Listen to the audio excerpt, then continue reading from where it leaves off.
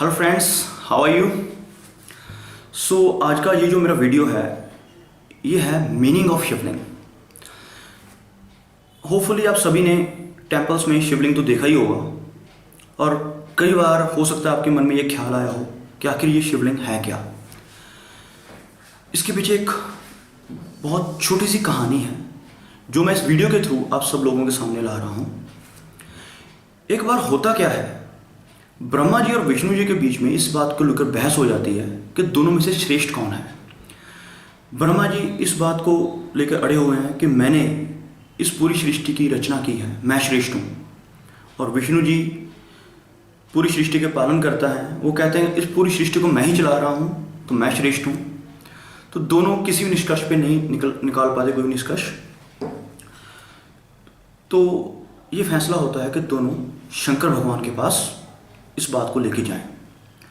शंकर भगवान को तो पहले ही सब कुछ पता होता है। तो जैसे ही वो दोनों वहाँ पहुँचते हैं, शंकर भगवान एक पिल्लर का रूप ले लेते हैं। पिल्लर किस चीज़ का? आग का बना हुआ, वो भी इतना बड़ा जिसमें हजारों सूरज समा सकते हों। दोनों इस चीज़ को देख के बहुत हैरान होते हैं। सबसे पहले वो कहते हैं कि अपनी बात का जो फैसला है बाद में देखेंगे, सबसे पहले ये देखा जाए ये पिल्लर है क्या चीज़। तो ब्रह्मा जी फैसला करते हैं आकाश लोक की तरफ जाने का और विष्णु जी नीचे की तरफ पाताल की तरफ चलने का फैसला करते हैं और दोनों चलना शुरू कर देते हैं उस पिल्लर का आदि और अंत ढूंढने के लिए। हजारों साल बीत जाते हैं लेकिन ना तो ब्रह्मा जी को उसका अंत मिलता है, ना ही विष्णु जी को उस पिल्लर का आरंभ मिलता है। तो दोनों वापस उसी जगह पे आ जाते हैं जहां से उन्होंने शुरू किया होता है। वहां आकर जब वो रुकते हैं तो शंकर भगवान प्रकट होते हैं उस पिल्लर में से। तब उन्हें समझ आता है कि कौन श्रेष्ठ है। तो ब्रह्मा जी इस बात का वरदान देते हैं कि आज के बाद शंकर भगवान के इसी रूप की पूजा सबसे ज़्यादा होगी। इसलिए आपको हर मंदिर में, हर टेम्पल में शिव भगवान की मूर्ति के साथ शिवलिंग हमेशा मिलेगा। ये तो बात हुई शिवलिंग की। अब सबसे बड़ी बात जो कई लोगों के मन में आती है कि शिवलिंग को हम अपने घर में रख लेते हैं और घर पे उसकी पूजा करेंगे। और बहुत से लोग नेट पे सर्च करते हैं, गूगल करते हैं, तो उसमें बहुत सारे फॉरम्स बने हुए हैं जिनमें ये नॉर्मली लिखा होता है। लोग टाइप कर देते हैं कि हाँ भाई आप शिवलिंग को घर पे रख सकते हो, पर उनको हमारे वेदों में क्या बताया गया इस चीज़ की कोई नॉलेज नहीं होती। तो कुछ लोग ऐसी बातें इधर उधर पढ़ के घर में शिवलिंग को ला के रख लेते हैं। ये बिल्कुल गलत है। शिवलिंग को घर में नहीं रखना चाहिए। क्यों नहीं रखना चाहिए, इस बात के पीछे एक रीज़न है जो मैं यहाँ बता रहा हूँ।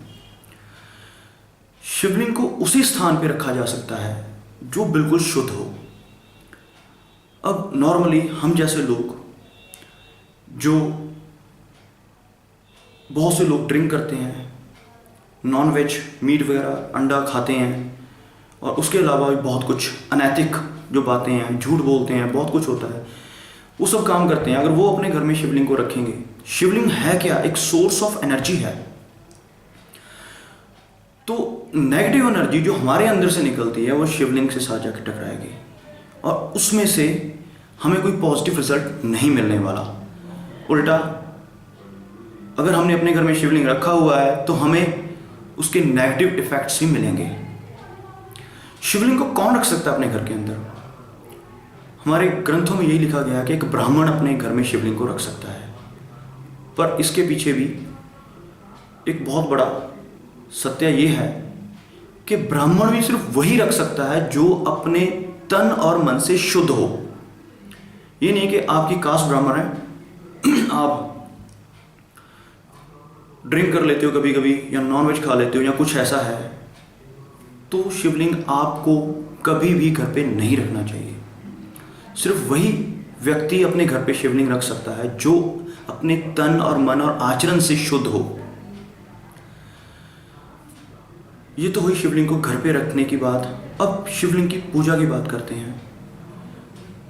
मैं ये अपने निजी एक्सपीरियंस से आपको बता रहा हूँ कि शिवलिंग की अगर आप सच्चे मन से पूजा करते हो तो वो कोई भी ऐसी चीज़ नहीं है जो आपको ना मिले। ऐसा कोई भी आपका काम रुका हुआ हो जो नहीं हो रहा, और वो शिवलिंग की पूजा करने से बड़ी आराम से हो जाता है। पर उसके लिए पूजा करने का मेथड है। अब अगर मैं आपको कहूँगा कि हाँ आप कच्चा दूध ले जाओ, शहद डाल लो, उसमें चीनी डाल लो, चावल डाल लो, जाके चढ़ा दो और अपनी मनोकामना मांग लो, वो पूरी हो जाएगी, तो ये कहना भी गलत होगा। हाँ, ये सब चीज़ें शिवलिंग पे चढ़ती हैं। शिवलिंग के ऊपर चंदन का लेप किया जाता है। पर जब हम जाकर शिवलिंग के सामने बैठते हैं, भगवान शिव के सामने बैठते हैं और ये प्रार्थना करते हैं कि भगवान शिव मुझे ये दे दो, किसी को होता है मुझे जॉब मिल जाए, किसी को होता है मुझे कार मिल जाए, कोई कहता है मुझे बड़ा घर चाहिए। जब अपनी डिमांड्स रखते हैं तो भगवान कभी भी इन चीज़ों से खुश नहीं होते। वो कहते हैं कि मैंने तुझे इस धरती पे भेजा है, तेरी हर ज़रूरत पूरी की, तेरे पास पहनने के लिए कपड़ा है, खाने के लिए अन्न है, रहने के लिए घर है, सब कुछ है, फिर तुम्हारी ख्वाहिशें और हैं और बढ़ती जा रही हैं। सही जो विधि है पूजा की वो यही है कि जब भी हम मंदिर जाते हैं, मस्जिद, गुरुद्वारे, कहीं भी पूजा के लिए जाते हैं, तो हमने वहाँ जाके कुछ मांगना नहीं है, बस वहाँ जाके थैंक्स बोलना है कि भगवान आपने मुझे जो दिया वो मेरी औकात से ज़्यादा है। मैं इस काबिल नहीं था कि जो आपने मुझे दिया, मैं इसके भी लायक नहीं था, पर आपने मुझे सब कुछ दिया। जिस दिन आप अपने मन में इस तरह के ख्याल लेके मंदिर, मस्जिद, गुरुद्वारे, चर्च जाओगे और परमात्मा से ये चीज़ मांगोगे, परमात्मा को कहोगे कि हाँ मैं यहाँ पर बहुत खुश हूँ और आपने मुझे जो भी दिया इससे मैं पूरी तरह से सेटिस्फाइड हूँ, उस दिन के बाद भगवान आपको इतना देगा कि आप उस चीज़ को जज भी नहीं कर सकते। So this was the theme of my video. मैंने बहुत सिंपल वर्ड्स में ये एक्सप्लेन करने की कोशिश की है। आप अपने कमेंट्स मेरे नीचे दिए हुए ईमेल एड्रेस पे ज़रूर दें। Bye, see you next video.